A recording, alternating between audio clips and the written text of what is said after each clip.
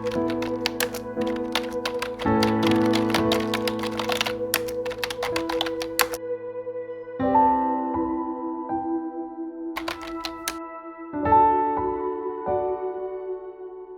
here we are now for the second episode of the Walk and Talk series.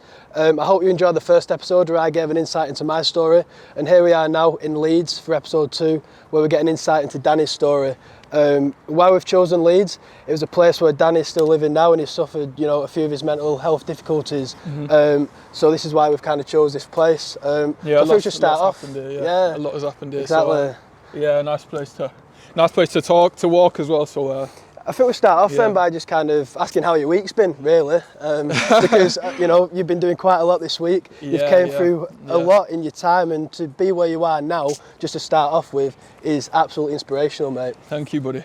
Obviously, a lot of support from people at the moment, like yourself as well, which has made it all that more special. But this week has been interesting. I've obviously left my 9 to 5 just last week to really commit to obviously raising awareness around mental health, the public speaking, and had my first corporate talk, which was interesting. That was on Monday. Yeah.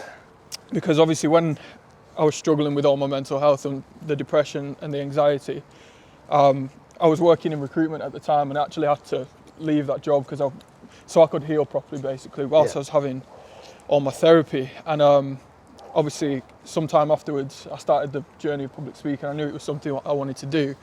And it was interesting because one of the first goals that I wrote was to go back to that specific company and to speak. But I thought it'd take a few years at least. And then they reached out and organised it for Mental Health Awareness Week. So I got to go back. I got to obviously have kind of my first live talk, but it just made it that much more special because I was in a place where the people knew me, but they also saw me when I was going through all my difficulties. So to go back in kind of a new, almost like a new person, healed, doing all this great work now in the mental health space was, really special. But I think obviously it's key that I'm open and honest. Obviously this is what this series is about, but just this week as well, obviously had a little bit of bad news in the family.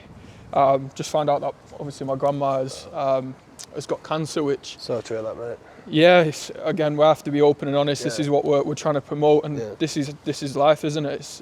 It's raw, and it was interesting because it's like at the point, I think I was saying to you, at the point where things finally felt like they were getting a bit placid and moving forward and they were positive, there's always these reminders, isn't there, that life is short and that... Yeah, and you never know what's around the corner, do you, as well, in that sense. It makes you appreciate the moments that you have with people even more, I suppose, as well. 100%. So I think it's just been a little bit of a reminder that, things and problems will always come. And it doesn't make them any easier, but I think it's accepting that life is full of ebbs and flows, and it's something that I'm getting a bit more used to now. I'm warming up to the idea of, because I used to live like with the idea of I just want to be happy all the time. It's never attainable. Exactly. So I'm kind of a bit more at peace, but obviously it's been really difficult. And I think with that as well, like you hit a really good point there about wanting to be happy all the time. And I think people put a lot of pressure on themselves to be happy all the time, but happiness is an emotion. They come and go. You feel angry, sad, happy, excited, and they're temporary. I think the thing that can remain constant is your mindset, and you can instill a positive mindset and still feel angry and sad and upset. Because obviously the news of your grandma is going to make you feel upset and possibly angry, but you can still be positive about the situation. I think that's it, isn't it? It's about understanding that, again, those rainy days will always come. And obviously they're not great when you're in them. Right now, this past few days, it hasn't been great, obviously. But I know that moving forward, and as she would want as well, is those positive days are going to come back round. Exactly. Obviously, I have a lot to be focusing on, but it doesn't make it any easier. But it is about kind of that acceptance and knowing it'll come and go. But in terms of me, I am good. I'm still in that positive state. Obviously, it's been a difficult few days, but yeah.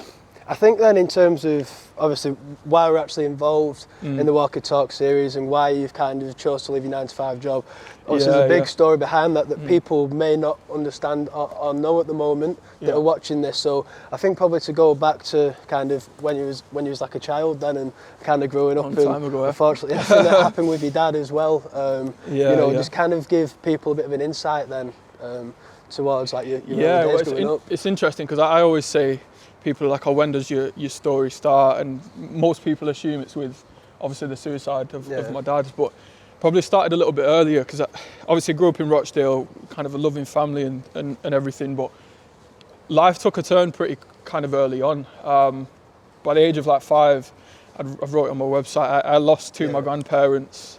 Later that year, my mum and my dad divorced. And then just literally a year afterwards, we lost another one of my grandparents. So it was like really early on. I was like 6 years old, and I'd already experienced loss like 4 times. Exactly. And I think at that age, obviously, your understanding of reality is still being formed. And I didn't know what was, obviously you don't know about your emotions at the time. I didn't really know or could comprehend those things, but they do have an effect on the family and whatnot as well. Yeah. Difficult events to manage. But anyway, kind of life continued. Mum threw herself into work. Again, she was kind of really driven. She was kind of chasing that promotion in work. And my dad went down a bit more of a chaotic route in the sense he was drinking a little bit at the time, and I thought things were fine. Do you know what I mean? But I would enjoy. You do as a kid though, don't you? You do think things are okay, Yeah. like growing up. Yeah, and so I'd kind of live at my dad's, and we obviously were really close. We'd play fight and stuff all the time. It was funny because at my dad's, I'd get to do all the things I weren't able to do at my mum's. There was kind of these contrasting environments of the houses. But yeah, I thought things were fine, and then literally one day I was in primary school. I remember it was in June. It was a Friday, and I was 9 years old at the time. And I remember in primary school, and my teacher said, "Look, Dan, can you just come with me? Your mum's come to pick you up early." And I just remember I came like sprinting out the gates, and I'm running, my little bag's kind of waving in the air, and I jumped into my mum's arms. And the first thing that I said to my mum was, "Oh, we're going to Dad's now," because I'd not seen him for a little while, and I remember just being pretty excited to go and see him. And she didn't say anything, and she just dropped me down, and I've like ran to the car, and both my sisters were inside, which was a bit unusual.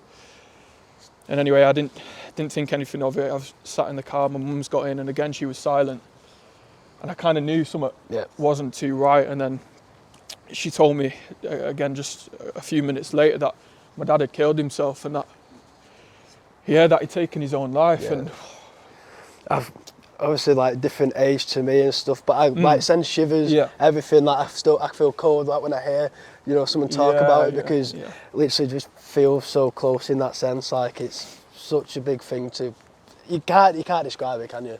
You can't describe it. No. I remember the first thing I did, I called my best friend at the time in primary school. I just said, "Look, my dad's died," and then he burst out crying on the phone. And then I remember just going to sleep. I was so drained. I'd cried so much on that day that I literally got to a point where I had no more tears to cry. It was completely get that. Yeah, it was difficult. But obviously that event, again, massive, and I'm still young, and the thing was, like, my understanding of reality was still being formed. But there was an event which made it a little bit more difficult for me, because just sometime before, in the week before, so my dad had actually called, and he'd asked to speak to everyone in the family, you see. Okay, yeah. Spoke to my mum, spoke to my sister on the phone, spoke to my younger sister on the phone. But I remember I was pretty angry with him at the time. So when the phone got passed to me, I gave it straight back, you see. But I didn't know that would be kind of the last opportunity I'd have to hear his voice. So you can imagine then I'm 9 years old, and I'm thinking the whole thing is like my fault. Because I just kept saying to myself, like, imagine if I'd answered the phone. Imagine if I'd have actually spoken to him. Maybe he'd still be here. So had a lot of weight on my shoulders. A lot of. I think there's a lot of guilt around any suicide, because of course there is massive, mate, think, with me. Like, have I told him that I love him enough, or have I been helping around the house enough? But that made it all a bit more difficult. I can totally understand that. Obviously, it's different because it's different events, but in terms of that guilt, like with me as well, I was like the last person to see him in the family and stuff, and that weighed on my shoulders for a long time. It's a lot to overcome. It took me. Am I still overcoming it? Of course I am, because you just learn to deal with it, and that's just part of life, I think. But obviously, it took you a long time to to speak about it and stuff, and you kind of gone through school and college, then university, and I think, you know, you mentioned going into this drive mode as well, which, to be honest, I can completely understand and appreciate that, because I threw myself into the gym, to be honest. That's all I did. That's how I found my purpose. But I mean, just probably talk about, and you've talked about it a few times before on other things that you've done, this drive mode that you really got into. 100%. So again, I thought the whole event was my fault.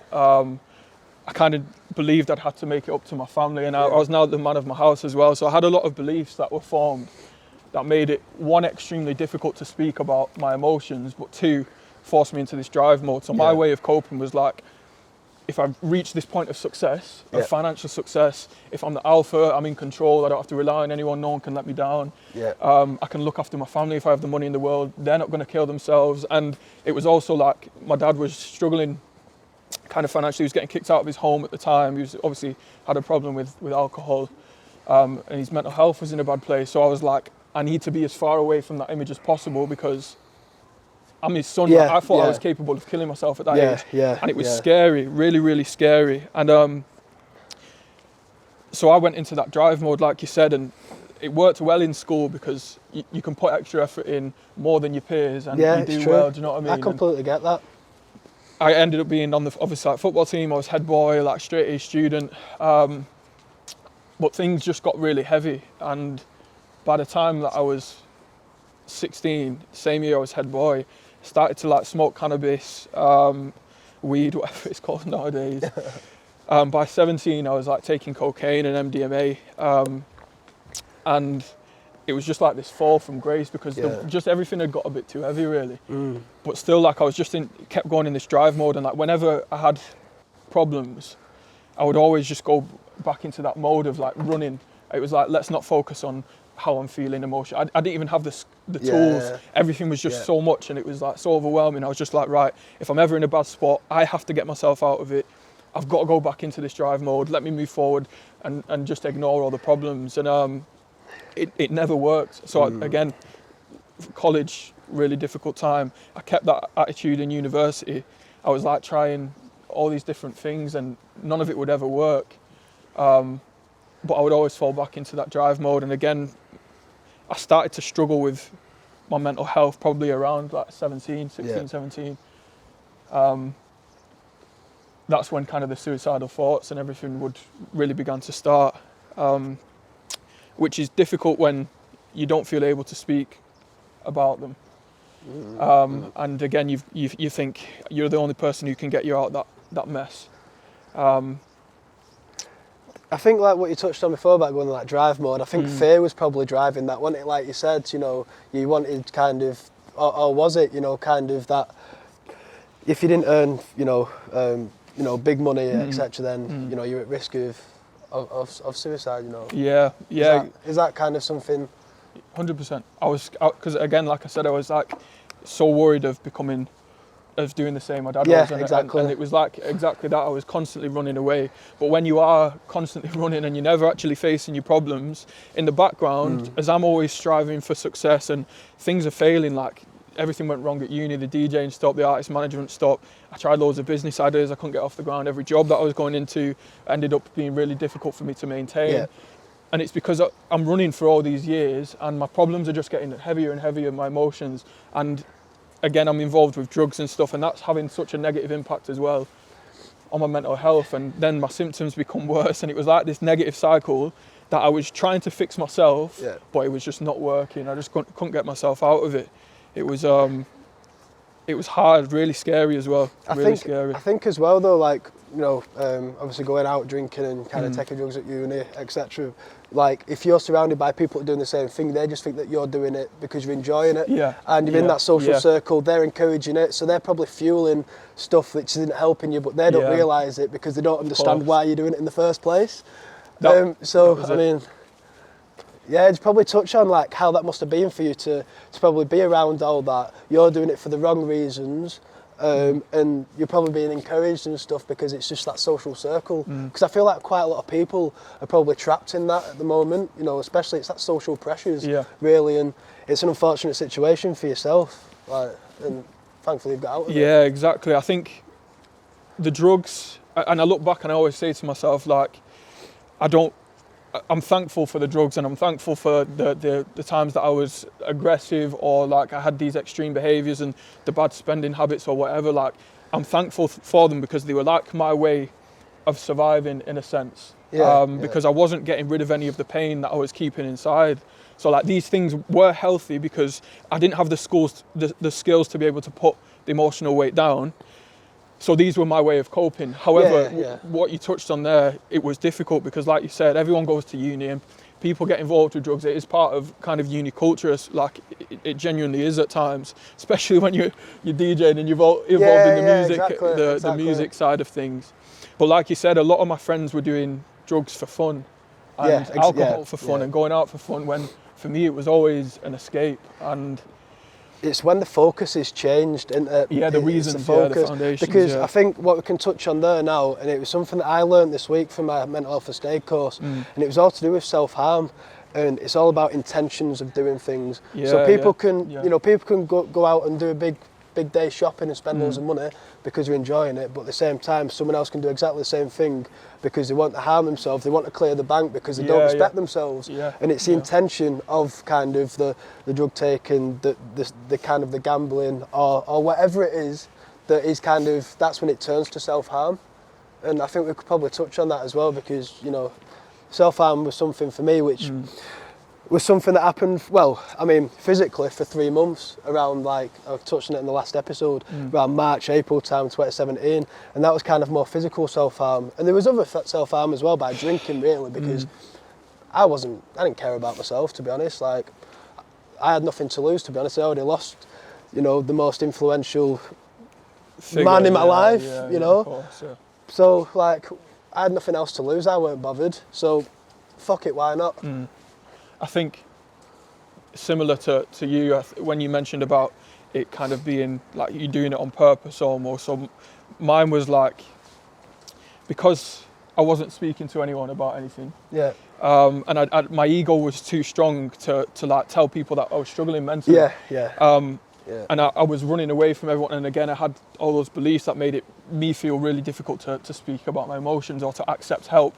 So what I would do, I would create scenarios where I literally had to accept help. I'd have to ring my mum for money because I'd spent it all on drugs and I'd ruined my account.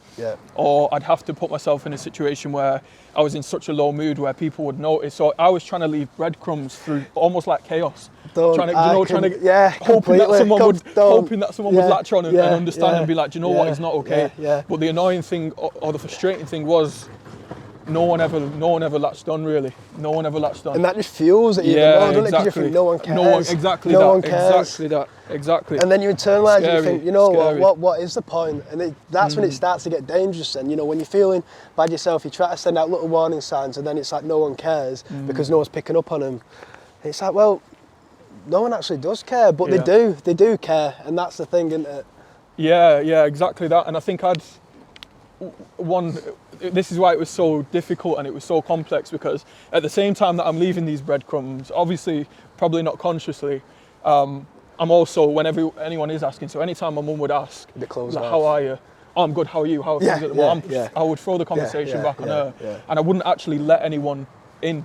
And I had all these walls up and all these barriers up, and if you'd speak to me, I would spend money on nice clothes, and I'd speak about all these ideas that I've got going on, because that was a great barrier for people to never actually ask if I was okay. Because you'd look at me and you'd look at my Instagram and my social media, and you'd think everything was wonderful. You'd think, do you know what, this kid's doing well, he's talented, he's involved in music, he's writing music, he's trying business ideas.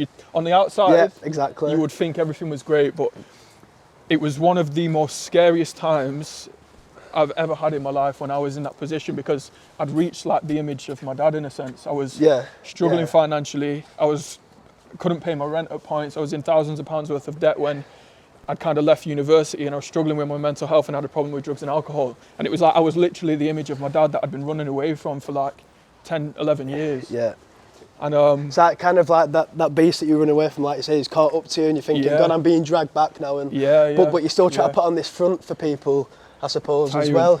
With like you said, the clothes, etc. And exactly, tiring.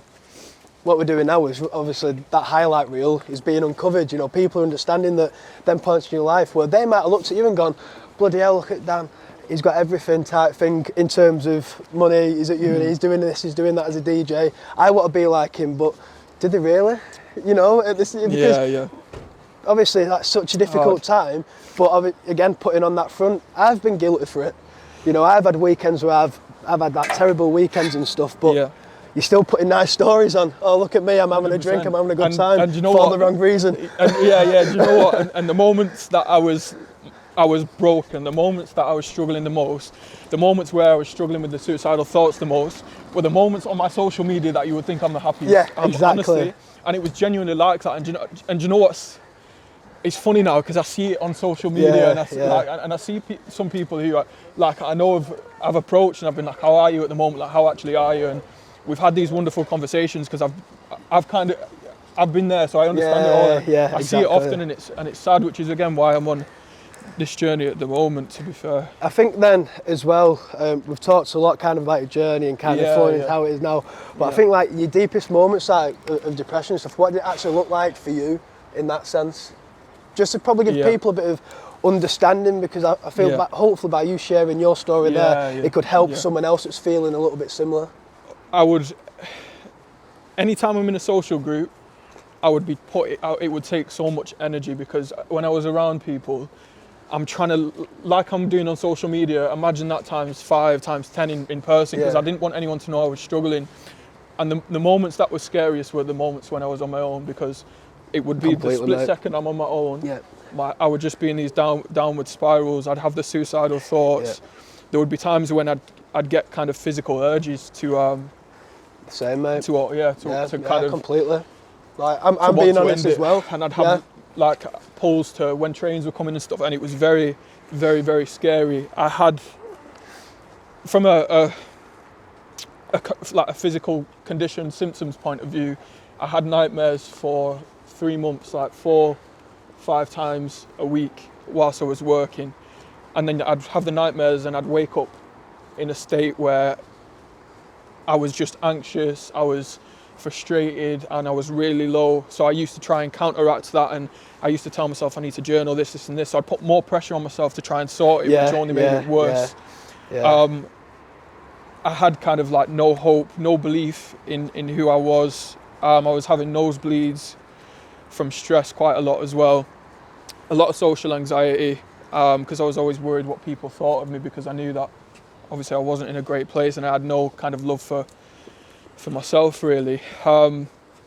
Stopped eating, I wouldn't have the ability, so I'd come home from work and obviously I'd put this front on, and I was obviously in quite a high pressure environment, and I'd come home and I'd just be so tired. I wouldn't be able to eat or clean, everywhere would be kind of a mess. What I also did was kind of cut my family members off.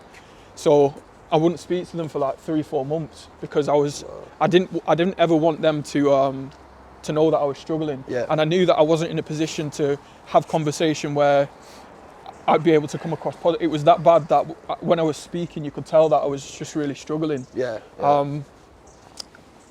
And then obviously in terms of kind of the suicidal thoughts, those were the points that were the scariest, because I was so, like I said, I was so close to that image of my dad, and that was what was frightening, because I didn't know how far or how close I was to being at that point. And I just lost all belief in myself. I had no hope in who I was. I didn't know who I was. Obviously I was struggling financially. I had all these, the drugs, the problems, I couldn't get myself out of it, and I'd be trying for so long, and I was tired, and I was absolutely exhausted. And because it had been so many years of me trying to get myself out of that spot, and I tried everything, the self-help books, the journaling, the meditation, I'd tried all of that, and I was like, there is literally no way out, because speaking just it was off the cards, it wasn't a thing. So that's not even something I can look at. And all these other problems, I'm like, all these other solutions that I'm trying are just not working as well. So it was difficult, man, if that gives an mate, honestly, and I think one of the key things there that you said was being on your own and being scared of being on your own, because I feel like quite a lot of people are scared of being on their own. not wanting to admit it though, and the way they get over it is by surrounding themselves by people. And I didn't like it. I remember, and I'll only talk about it briefly because it is your episode. No, it's conversational, isn't it? So, but I think with me, I remember sat down talking to Mum and said, Mum, this hand is me feeling shit, this hand is me feeling really good. I said, the amount of energy it takes me to get here, I have to put my foot full down on the accelerator to feel 100%. Here. The moment I take my foot off the gas, you go back. I'm straight down here, straight back down here. That's exactly what it was like. Yeah. It's flips now. Fortunately, obviously, you still have times down there, but I've managed to get a bit more over here, which is great. 100%. An important question for you is, how have you actually managed to overcome them dark times to actually get to a place where you are feeling a bit more positive on your own? Yeah, it was. I think that in a process was extremely difficult as well, but it all started just through conversation, and obviously I'd been trying for so long to just sort all these things, and like I said, I was absolutely exhausted. Like I was spent emotionally, physically, my body was breaking, my mind was broken, and I was like, I physically cannot do this on my own. And it got to a point where I did just accept help, and I rang my mum and I just said on the phone, I said, Mum, like I'm struggling at the moment, and like things aren't great. And she drove straight up to Leeds, bless her. We sat down for a coffee and I said, yeah, I've been struggling with depression. I'm having thoughts about killing myself. In fact, I have been for a while. And I've got a problem with drugs.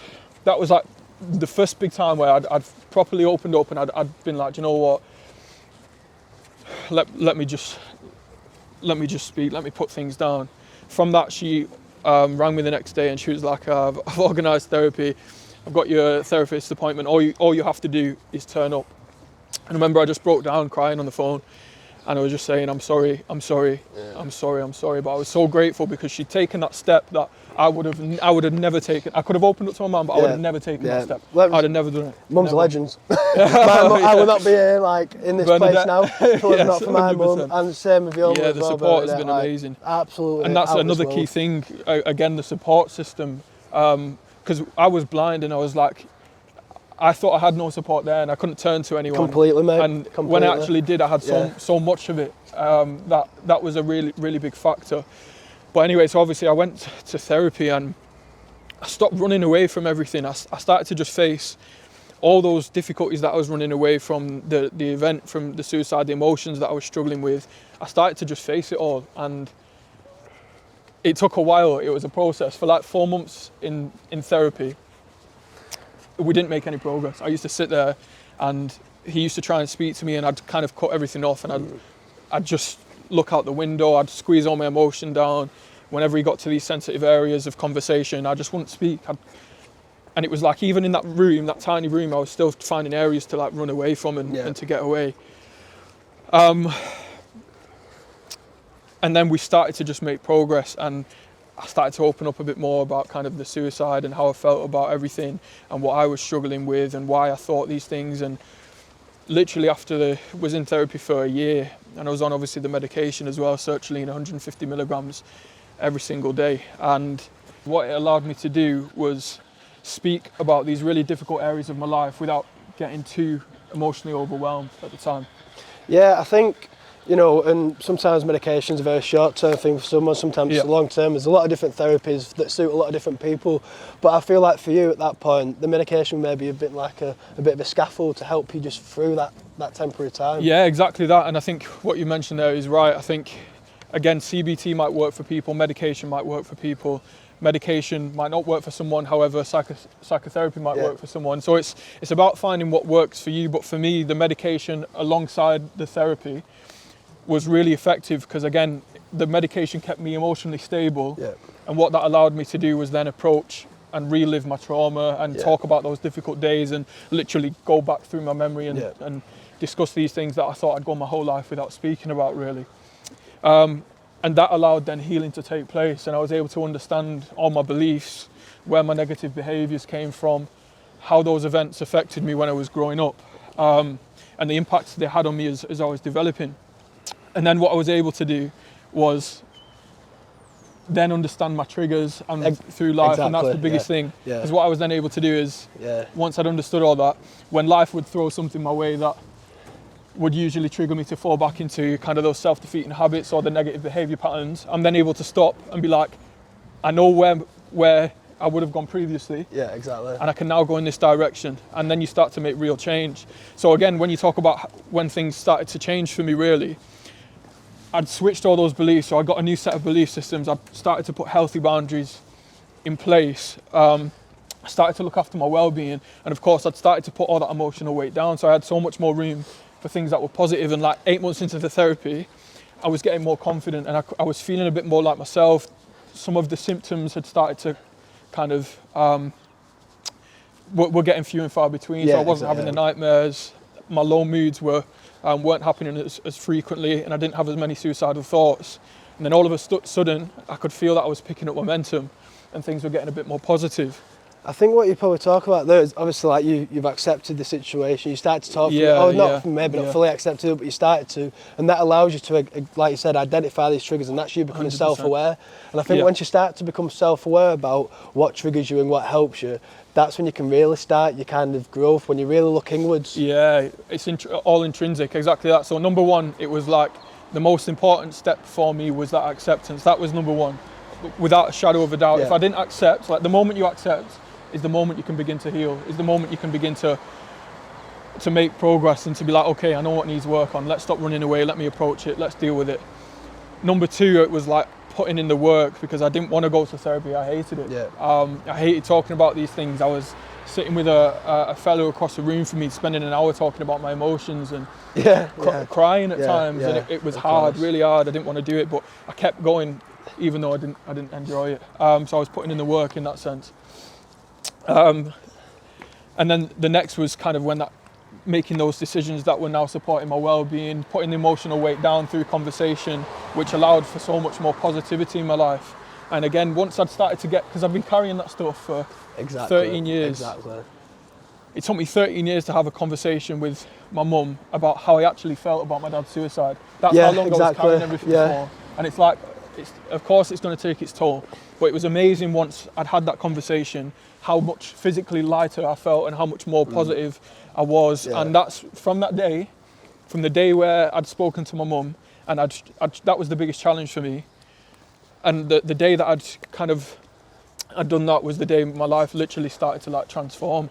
And with that as well, and again for people watching, you know, they'll see me and you talking now and they think, you know, they've got this situation, they've got to this point now, but it doesn't happen overnight, does it? Like you said, it took you 13 years to start speaking. And even though you started speaking, it's still, you know, it's still kind of this journey as well going forward. And it's all about being patient as well with yourself, I think, because you can easily think, I want to be like I was pre-trauma. I did anyway at one point, but you're never going to be like you were kind of, you know, pre-trauma or pre-kind of university, etc. Because we're always growing and learning from our experiences, aren't we, really? That's what I always say, I think with trauma and with any of these difficult events, like you said, a lot of people will think, do you know what, I need to get back to the person that I was before. Let me get back to who I was. And going through trauma and overcoming and healing isn't about getting back to who you were. It's about building a new version of yourself. It's about moving forward. It's about finding who you are now.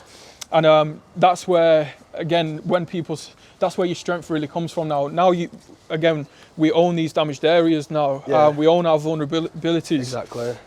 I've owned everything that I was running away from, that I used to be scared of, that I used to be embarrassed about.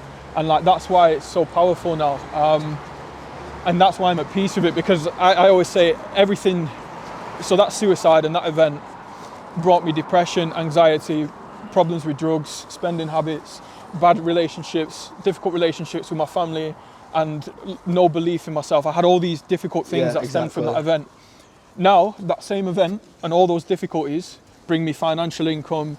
There's something obviously where I can give meaning to other people, I can help other people. It's something that's now so positive. The events haven't changed, it's the perception of it all that's changed. But that's a very long process. For me, it was a 13-year process. And I think with people, again, that are watching, we can sit here and we can have these conversations quite easily. and we can talk about kind of the intricacies of our life and the suicide and these things that are difficult to speak about. I tell people, like, we're here because it's been a very long process, but this is where you can get to. And conversation, the first time I opened up about conversation, like I said, it was on the phone to my mum. Mum, I'm struggling. I'm not doing great at the moment. That was day one. Yeah. That was day one. Exactly. And from that, it was like a muscle. I started to build that muscle, and now it's something that, again, comes a little easier. And I think we could probably like start to finish on that as well, really, for people watching, because it just shows that we've got a real good insight in your journey, kind of being, you know, dragged through this shit emotionally and coming out the other side, because at the end of the day, everyone's kind of got their own story as well, that hopefully we're going to start to explore in more detail as the series go on. But first of all, I just want to say what an absolute inspiration you are. Everything that you're doing, it's a privilege to be working with you, and it's a privilege to be, you know, talking to you now. And I'm excited for our journey moving forward. Yeah, exactly that. I think that's the best thing, to be on the journey with yourself. Again, we'd met at that point, and just to be here giving back to everyone else, and again, just trying to change the world. That's the key. As many people as we can spread this message to, and as many people that we can support with their own journeys as well, is the key. So I'm excited as well, and it's a pleasure, brother. Always. Listen, top man. Always. Top man. Thank you, bro. Thank you very much.